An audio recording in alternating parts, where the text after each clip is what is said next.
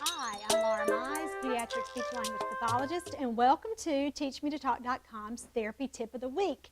Today, we are going to talk about one of my favorite things to do, and I'm sure you can see from what I have here, it's bubbles. Do you love bubbles as much as I do?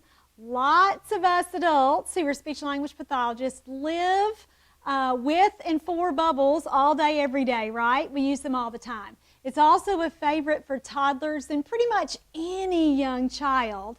And I love bubbles too because it's a toy that most families already have at home. So you're teaching a family lots and lots of ways to use a toy so that they can take those activities and continue to use them long after therapy time is over.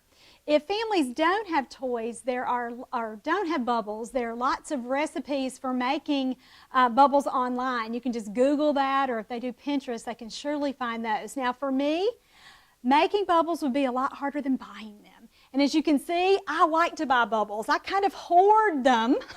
And so I want to talk about the different kinds of bubbles that you can get, that you can purchase pretty easily. And more importantly, how we can use these activities in our therapy sessions with toddlers. Now you can see, again, that I don't pass up a bubble sale where I'm not finding something that I kind of get for my collection. You can get them with all kinds of different wands. You can get them with different kinds of characters. There's a Mr. Potato Head here. Thomas the Train, quite popular bubble toy, and then certainly something even for older kids like Spider-Man. Now my very favorite kind of bubbles to use with young children are actually these no-spill containers. I always kind of joke and say, man, in my career, no-spill bubbles changed my life. Did you feel that way too if you've worked for a while? And I certainly prefer this kind of container over something like using something gargantuan like this where you're really making a mess and spilling. So you might buy your bubbles in this size container just to save money, but then be sure that you're transferring them to another more usable container for your therapy time. And again, I like bubbles that give me some variety and something else to talk about, like this set here with Dora and Boots and Diego or Thomas, because you've increased your vocabulary that you would be using exponentially beyond just talking about bubble and something that you would do with a plain set of bubbles. So look for some different characters and some different themes to pull in. Now today's therapy tip of the week is inspired by a speech pathologist named Susan Eason, who's on Twitter, and this was one of her tweets and I just loved it. Now I want to quote her here. She said, when you see your child playing bubbles, you see him just playing. I see your child attending, reaching, initiating, requesting, following joint attention, and vocalizing. Isn't that the truth? There's so many different goals that we can target with bubbles, and again, a parent might just see it as playtime. So we need to be sure that we are explaining this to parents and walking through all the different skills that we're targeting when we're playing bubbles together. All right, so first let's talk about that first kind of set of goals that we could work on. These would be goals that fall within the set of what I refer to as social skills. So our main things here would be like eye contact and joint attention. Now one simple way to target eye contact is by catching a bubble on a wand, and I hope I can do it. And then you're just going to hold it right in front of your eyes so that the child has a reason to notice that you're there. Can you see how that would make it more likely for him to look at you and look at your eyes versus if you held the bubble out here or down low or whatever. So get it right there. Now our kids who are working on eye contact are usually our kids who are struggling with joint attention anyway and struggling with that engagement piece. So give them a reason to look at you when you are playing. Move in ways that attract that child's attention. So it might mean that you're not sitting down to play bubbles. You might have to be bigger. And again, bigger doesn't always mean louder. And some therapists are confused by that point, but I hope that you're not. Make sure that you're using lots of big gestures, that you're up and you're doing something, again, beyond just playing in your teeny tiny space here. Get up and move around. You might also be sure that you are looking at, again, at that movement piece so that the child is moving around too. So many of our little friends need to move to stay regulated and stay engaged with you versus kind of wanting to check out and do their own thing. So again, that's a really important goal that you can target by using bubbles in your therapy session.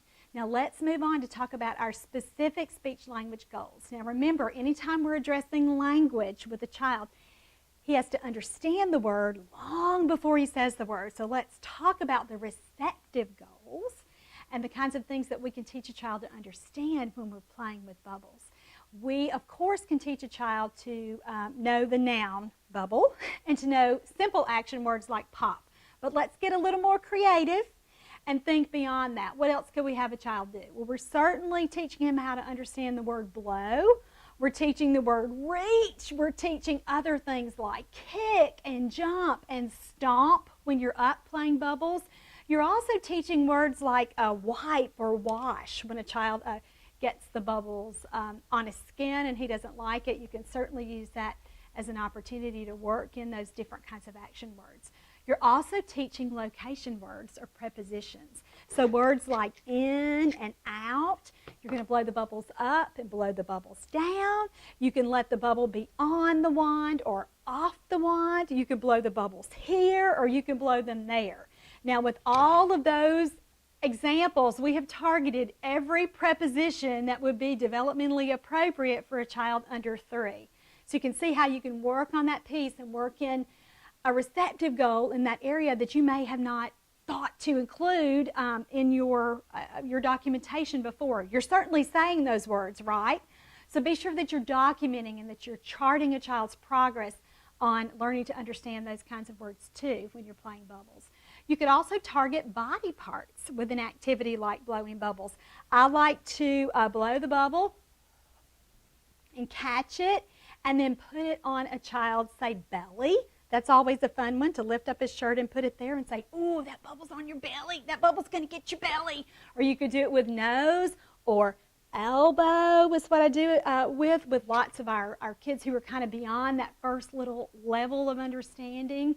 And so again, get pretty creative when you're thinking about how can I extend what I'm working on with maybe a really familiar activity to a child. So you're including some new language targets.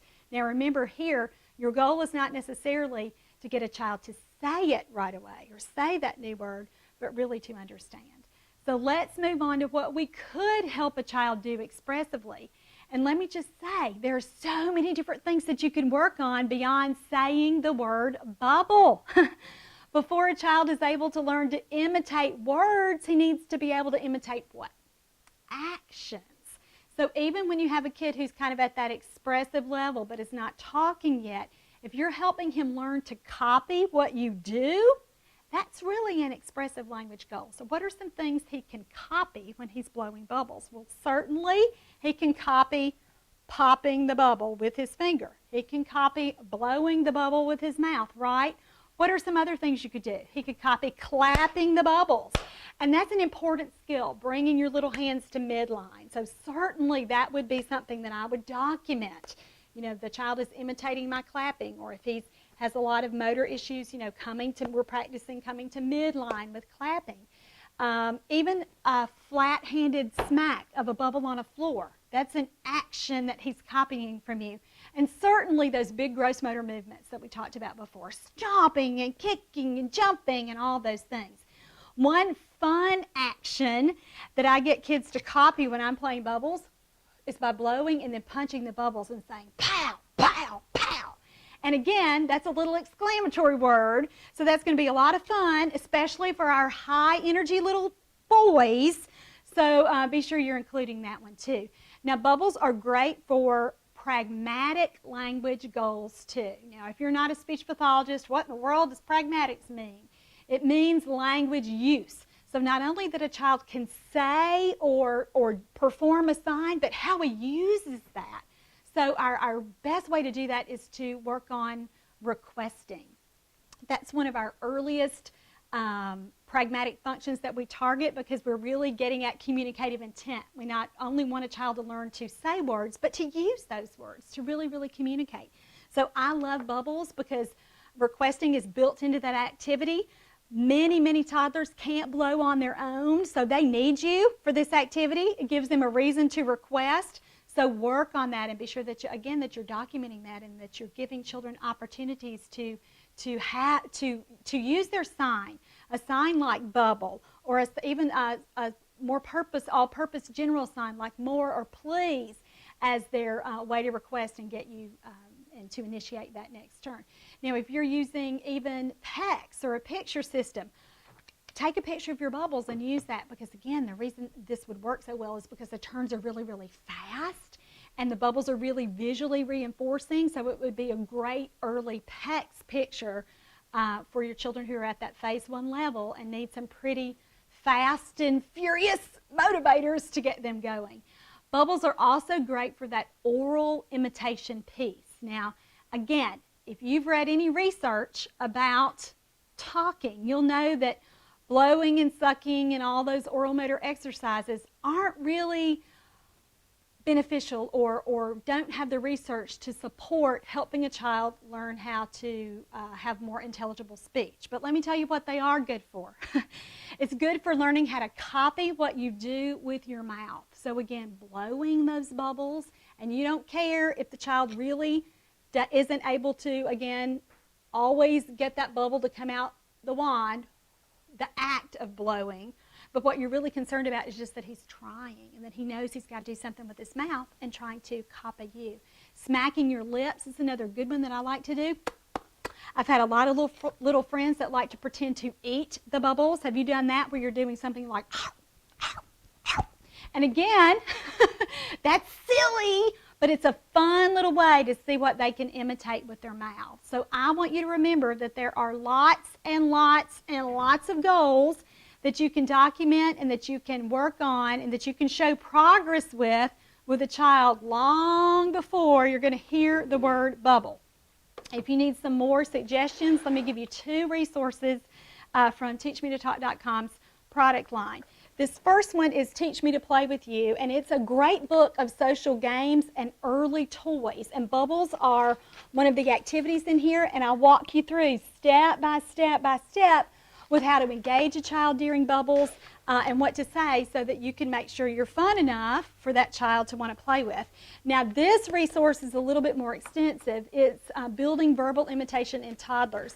And you have 4 whole pages, let me just show you here, of what to say and what to teach expressively, again, before you get to those higher levels with targeting bubble as a single word or bubble in a 2-word phrase. So I want to make sure you know about those products and that you know, again, how to use these ideas to really target more than just your initial little goal there. All right, so that's all for this week. I hope I've given you some things to think about, and certainly if you're a mom, some additional things for you to do at home when you're playing bubbles. I'm Laura Mize, pediatric speech-language pathologist, and thanks for watching TeachMeToTalk.com's Therapy Tip of the Week.